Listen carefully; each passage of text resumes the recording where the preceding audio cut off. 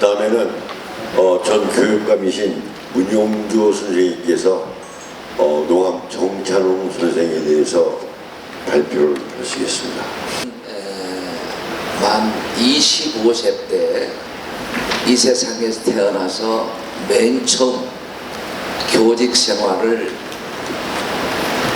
군산여자사업고등학교에서 했습니다. 이 농암 정찬웅 선생님께서 교장선생님으로 계실 때 그때부터 시작해서 한 10년 동안 함께 생활을 했었습니다. 오늘 농암 정찬웅 선생님을 군산시 문화원에서 2024년 군산시 인물로 선정되었음에 군산 시민과 군산시 문화원에 깊이 감사드립니다. 저는 1977년도 앞서 말씀드렸듯이 25세에 동산학원 산하의 군산여자사업고등학교 윤리교사로 교직 생활에 입문을 했기 때문에 농암 선생에 대한 감회가 더욱 많습니다. 저는 군산여상고 윤리교사로 재직 시 농암생과 많은 일상생활과 이야기를 통해서 그분의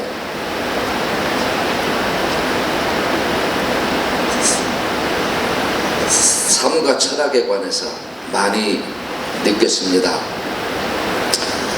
그 후에 필자가 1995년도에 전라북도 교육원으로 재직 시에 농암 선생님께서 저에게 동산학원 산하 모든 학교를 국가에 헌납할 수 있도록 행정 절차를 알아봐 달라는 그런 요청을 했을 때 그때 상황은 매우 안타까웠습니다. 농암 선생께서는 사심없는 학교 경영과 교직원의 인하가 최우선의 동산학원 경영 철학했던 바 동산학원 경영을 농암의 쉽게 후손에게 물려주는 것보다는 농암 선생님을 아버지 하면서 따르는 그 당시 오원탁 씨에게 경영을 맡기셨는데 오원탁 씨가 이사장에 취임한 후 동산학원의 경영이 사심없는 학교 경영이나 교직원의 인하가 그야말로 통탄할 정도로 무너졌다고 저에게 말씀하시면서 국가에 꼭 봉헌을 하겠노라고 말씀하셨습니다. 그 후에 1995년도 10월 동산학원 설립 50주년 기념 행사 때 저에게 학원으로부터 기념사를 해달라는 요청을 받고 그 당시 군산시 공설운동장에 동산학원 산하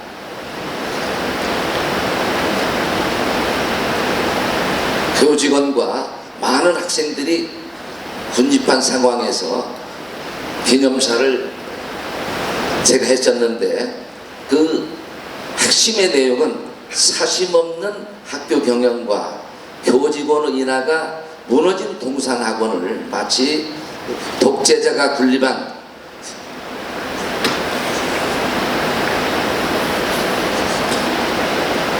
동산학원으로 살벌한 시베리아 동토의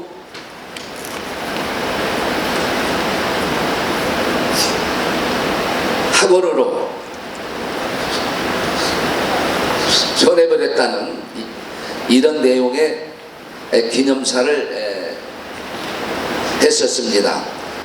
전라북도 교육위원이 임시회의 때 사립학교법에 의거를 해서 동산학원의 현 이사회를 해체하고 임시이사회를 구성할 것을 요청을 해서 새로이 동산학원 임시이사를 선임토록 하였으며, 그 후에 제가 1977년 2월에 전라북도 제12대 교육감에 당선되었고, 법에 의거해서 농암 선생님의 요청과 동산학원 임시이사회 및 전라북도 교육위원회 의결을 거쳐서 동산학원 산하학교를 공립학교로 마무리를 하였습니다. 다음은 농암 선생님의 출생과 당시 사회 환경에 관해서 말씀드리겠습니다. 농암 선생님은 1905년 7월 23일 군산시 조천동 196번지에서 출생하셨고, 명문 거족 하동정씨 매촌 정만채씨의 장남으로 큰 부흥의 조부 아래 이웃에게 베풀며 살면서 실덕하지 않고 인심후한 명망 있는 집안이기에 유년 시절에는 모자람 없는 부잣집 막도령으로 행복하게 살았습니다. 그 당시 사회 환경으로서는 농암께서 태어난 해가 1905년도였기 때문에 한일합방 5년 전이었습니다. 농암이 대학을 졸업하고 직장생활 10년을 할 때까지 일본이 한반도를 통치하였던 그런 시대였습니다. 1920년대 군산 출신으로 당시 동경과 경성에 유학한 학생들의 수는 약 15명이 됐는데, 이들을 중심으로 군산 유학생회가 조직이 되었고, 군산 유학교는 방학이 되면 강습회를 열어 후배들에게 새로운 소식과 항일 의식을 고취하고 야학을 열어서 불우한 이들을 가르치며 민족 정신을 깨우쳐 주었는데, 농암은 이 모임의 격리위원을 맡아 활동하고 웅변대회나 야학의 교사로 활동을 하였습니다. 1925년 8월 1일에는 군산 영신여학원에서 청중 600여 명을 모아놓고 농암의 사회로 착취 계급의 무리함을 연설하고, 당시 명치대학생 김용선이 일제의 착취에 대하여 연설을 하다가 김용선, 정찬홍, 김종량 등이 경찰에 연항이 되어 갖은 고초를 겪기도 했었습니다. 그 후로도 1인 농장주가 주는 장학금을 받는 학생을 친일 행위라고 여기고 집단 구탈하는 등의 반일 행위로 일본 경찰에 요시찰 인물로 분류가 되어서 이후에 동경 유학생활이나 관리생활 10년 동안 두고두고 많은 행동에 제약을 받았습니다.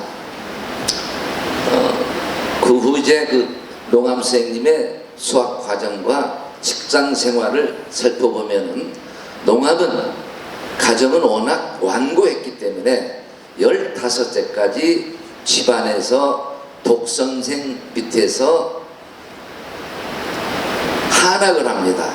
그 후 15살에 보통학교를 입학하고 17세에는 서울로 유학해서 중동 고부에 입학. 그래서 중동 고부 본과 제1회로 중동 고부를 마칩니다. 당시 이제 경성의학 전문학교형 서울대입니다. 또한 연희전문학교형 연세대학에 응시해서 양교 모두 합격을 하였으나 조부를 비롯한 집안 어른들이 신학문을 배워 입신 출세할 바에는 장차 미국 유학까지라도 시키고 싶은 기대에 연희전문학교에 입학하게 됩니다. 연희전문학교 영문과 1학년에 마칠 무렵 교내 동맹 휴학 사건에 연루되어서 자퇴를 하고 일본 대학 상과 전과를 다시 입학을 합니다. 직장 생활에서는 농합은 일본 유학 생활 5년을 마치고 뜻한 바대로 미국 유학을 계획을 했지만 당시 나라의 사장은 절망적인 상태였습니다.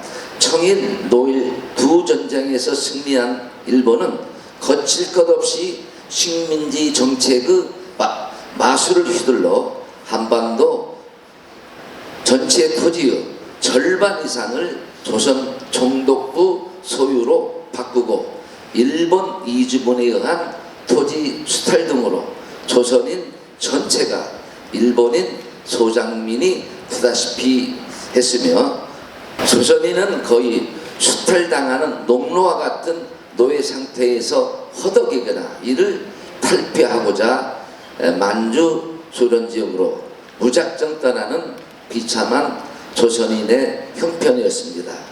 농합은 일본 대학을 졸업하던 해 요시찬 인물로 낙인이 찍힌 상태에서 사회 진출이 또한 막막했던 차에 일본 대학 강사로 나오겠던 오에다라는 분이 신원 보증을 해주어서 조선 총독부 관리 채용시험과 식산은행 두 곳에 응시를 해서 두 곳 다 모두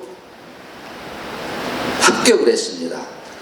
농암의 신원 보증을 해준 우에다 강사는 일본 총리 비서실에 근무하던 막강한 실력자였으며 농암과는 일본 대학 사제지간이 인연이 되어서 관리의 길을 농암은 택했습니다. 농암은 조선 총독부 관리로서 처음부터 조선인에게 당해야 했던 편파적인 대우나 농암이 일본 명문대학의 출신이기에 동료 관리들의 열등의식 때문에 받는 질시, 수모도 견딜 수가 없었고 행정적인 면에서도 모두 일본인 위주로 일본인에게만 유리하게 처리가 되고 조선인에게는 불리하고 부당한 행정적 처사를 사반사로 하는 그들의 사회적 행정적 관행과 행태에 한없는 실망과 분노를 금할 수가 없었습니다. 농합은 내가 일본까지 유학을 해서 일본의 식민 정책의 하수인으로서 동포들의 피를 말리는 하수인이 되어야 하는가? 나는 울분과 사교감 때문에 10년 총독부 관리 경상북도청 재무과 경북 보령국청 세무과에 근무를 하다가 사표를 냅니다. 농암의 직장생활 일화를 잠시 살펴보면 경북 보령군청 세무과에 재직 시에 농암은 조선인에게 부과된 영업세가 문제가 있다는 것을 파악을 하고 조선인이 경영하는 36개 점포에 부과된 영업세를 면세 처분을 해버립니다. 그 당시 연간 수입 3,600원 이상의 점포에게만 영업세가 부과되는 대상인데도 농암의 선임자가 일본인의 착취 정책에 적극 호응을 하고 또한 자신의 영절을 위해서 영업세를 근거 없이 부과를 해서 조선인이 경영하는 36개 점포가 억울하게 납사제로 둔갑한 것을 알고 농암이 면세 처분을 해버린 것입니다. 농암의 면세 처분 대상이 저는 조선인의 전통인 것이 조선 총독부에 보고가 되자 여기에는 필시 항일의 냄새가 난다라는 총독부가 판단을 하고 특별 감사반을 고령군청에 파견을 하였으나 농암의 강직한 정직성에 의하여 면세 처분된 것이 알려져서 농암은 무탈을 하였습니다. 농암은 일제 치하 10년간의 관리 생활을 청소한 후에 농암의 나회상 20년이라는 회고록에 의한다면 나는 조부모님의 도움으로 대학을 마친 후 관계에 투신해서 10여년간이라는 세월을 낭비하고 남은 것이라고서는 파일럿 만년필 한 자루와 작은 손주판 한 개뿐이라고 회고하고 있습니다. 농암의 관직상황은 사육 없이 청렴하고 조선인으로서 조선인에게 부당 처우를 받지 않도록 배운 자로서 실천하는 그런 청렴한 관직 생활이었습니다. 그의 관리 생활은 한마디로 부적응의 10년 세월이었습니다. 농암은 결국 고향 분산에 내려와서 분산시 영동 복판에 있는 직물류와 소물류의 자영업을 경영하며 해방 직전까지 보내고 있었습니다. 이때 자영업을 하기 위해서 천냥사라는 곳에서 금액 당시 8,000원의 빚을 얻어가지고 영업을 합니다. 농암 정찬옥은 일본의 명문대학인 일본 대학을 나와서 1945년 조국이 일제로부터 해방이 되어서 당시 건국 준비위원회에서 건국을 준비하는 일을 하다가 배움에 목말라 하는 가엾은 어린 학생들의 미래를 생각하고 정계 입문을 포기를 합니다. 그리고 어렵고 어려운 요경 사업을 통해서 애족하기로 결단을 합니다. 농암의 높은 뜻과 노력으로 농암의 부친인 매촌 정만자 선생님의 아낌없는 재산 기부로 동산학원이 설립이 되고 호남 제1의 사학 명문으로 발전하였습니다. 동산학원은 설립자가 아직까지 우리나라에서 생존 시에 국가에 봉헌한 처음의 사례입니다.